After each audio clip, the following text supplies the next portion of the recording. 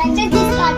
हो ना, रस्त्याच्या दोन्ही बाजूला, मैदानाच्या कडेला, बागेमध्ये सगळीकडे प्लास्टिकचाच कचरा दिसतोय. यावर काहीतरी उपयोग केला पाहिजे. काय करावे बरं? या पर्यावरणाचे सगळ्यात जास्त प्रदूषण कचऱ्यामुळेच होते असं तरी मला वाटतं. याचा पूर्ण वापर केला तर अनेक वस्तू तयार करता येतील.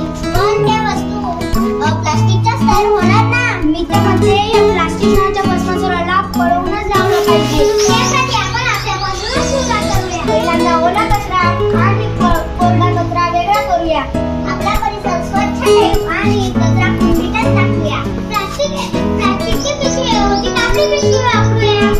पिण्यासाठी स्टील, पाण्यासाठी स्टीलची बॉटल आणि जेवणासाठी स्टीलचा डबा वापरूया.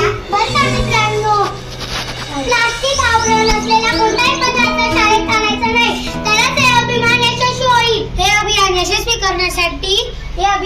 करण्यासाठी आपले आई वडील व शिक्षक व सर्व मित्रमैत्रिणींनी आपल्या बरोबर घेतलं पाहिजे. चला तर मग प्लास्टिक वर